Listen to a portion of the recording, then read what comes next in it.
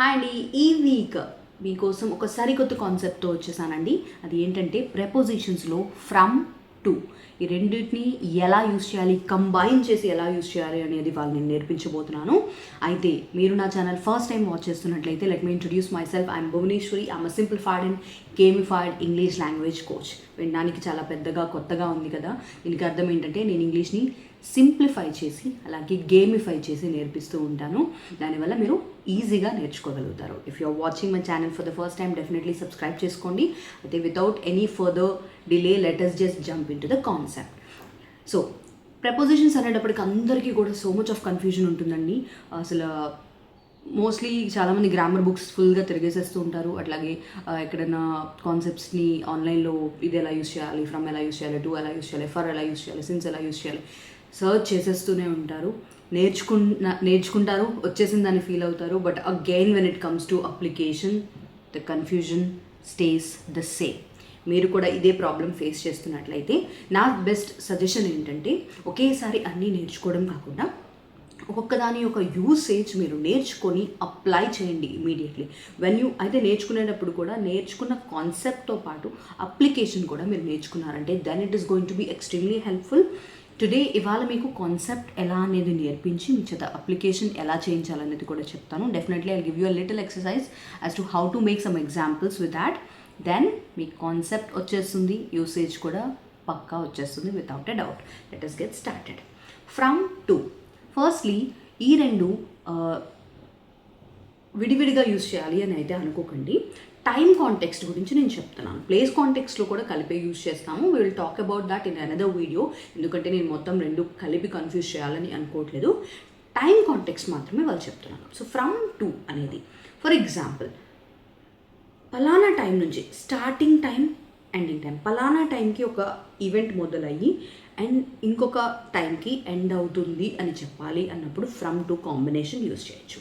Suppose ఇప్పుడు నా వీడియోయే తీసుకుందాం, లేదా నేను చెప్పే క్లాసే అనుకోండి. యూజువల్గా నేను క్లాసెస్ 8 o'clock నుంచి 10 o'clock దాకా చెప్తాను. Night time 8, 10. ఇప్పుడు స్టార్టింగ్ టైం అనేది 8 కాబట్టి ఇక్కడ నేను ఫ్రమ్ పెడతాను. ఫ్రమ్ 8, ఎండింగ్ టైం 10 కాబట్టి నేను 2 ఇక్కడ పెడతాను. From 8 to 10. My classes are from 8 p.m. to 10 p.m. దీన్ని ఇంకొకలా చెప్పాలంటే స్టూడెంట్స్ పర్స్పెక్టివ్లో చెప్పాలంటే students attend my classes from 8 p.m. to 10 p.m. Good right. అలాగే స్కూల్ పిల్లలు వాళ్ళకి ఏ డే నుంచి ఏ డే వరకు స్కూల్స్ ఉంటాయి అని చెప్పాలంటే let's say Monday to Saturday schools ఉంటాయి, సండే హాలిడే. దీన్ని మనం ఎలా చెప్పచ్చు? అగైన్ ఇది కూడా నేను టైం కాంటెక్స్ట్ పరంగానే చెప్తున్నానండి, ప్లేస్ కాదు.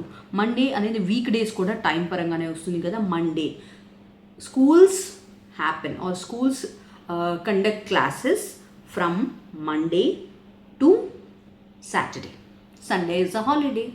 అలాగే స్పెసిఫిక్గా Monday or Tuesday or what ever week డేస్లో ఏ టైం నుంచి ఏ టైం వరకు స్కూల్ రెగ్యులర్ అవర్స్ ఉంటాయి అని చెప్పాలి. Let us think about this. I want you all to pause for a moment and think about it. Usually standard timing మాట్లాడుతున్నానండి. I'm not talking about excessive or extra hours of tuition, extra hours of study hours. We are not talking about that. So let us just simply consider what regular school hours are like. You can even consider government school timings. So what is that? Hope you have thought about that. It is from, let's say, 9 o'clock or 9:30. 9 o'clock. Let's stick to 9 o'clock. Up to what time? From 9 o'clock to 4 o'clock. Let's end with 4. 9 to 4 is actual school time. From 9 to 4. Please remember that. From 9 to 4 is my school time or my son's school time. 9 to 4. ఇక్కడైతే from కూడా తీసేయచ్చండి. 9 to 4 is my son's school time. My son spends time ఇలా మీరు చెప్పాలి అనుకోండి. స్టార్టింగ్లో చెప్పేటప్పుడు from 9 to 4 my son spends time in his school అని చెప్పచ్చు. Okay, 9 to 4 is my son school time ఇలా కూడా చెప్పచ్చు. అదే మనం my son spends at school, my son spends in his class or at school from 9 to 4 o'clock. Next ఇప్పుడు ఇంకొక question అడగబోతున్నాను. Standard office hours. ఇప్పుడు 8-hour జాబ్ అంటే ఏ టైం నుంచి ఏ టైం వరకు అందరికీ తెలిసిందే 9 to 5, రైట్? సో 9 to 5 ఇది యాక్చువల్ 8-hour జాబ్ వర్క్ చేసే ప్రొఫెషనల్స్కి తెలుస్తుంది. సాఫ్ట్వేర్ ఐటీ ప్రొఫెషనల్స్కి 9 to 5 అనేది జాబ్ టైమింగ్స్ ఉంటుంది. సో ఎలా చెప్పొచ్చు మనం? I work from 9 to 5 o'clock. I work from 9 to 5 o'clock. For example మీకు ఏదైనా టైం డిఫరెన్స్ ఉన్నట్లయితే, సపోజ్ మీరు మార్నింగ్, కొంతమందికి షిఫ్ట్స్ ఉంటాయి, మార్నింగ్ షిఫ్ట్ ఉంటుంది, ఆఫ్టర్నూన్ షిఫ్ట్ ఉంటుంది, ఈవినింగ్ షిఫ్ట్ ఉంటుంది, లేదా నైట్ షిఫ్ట్ ఉంటుంది. మీరు ఏ షిఫ్ట్లో వర్క్ చేస్తున్నారు, మీకు ఏ టైమింగ్స్ లో మీ పిల్లలకి లెట్సే క్లాసెస్ ఉన్నాయి, మీరు ఏ టైమింగ్స్లో వర్క్ చేస్తారు, మీ కుకింగ్ అవర్స్ ఏంటి, వీటన్నిటికీ నాకు ఆన్సర్స్ కమెంట్ సెక్షన్లో పోస్ట్ చేయండి. ఇదే మీకు టైనీ హోంవర్క్ అండి.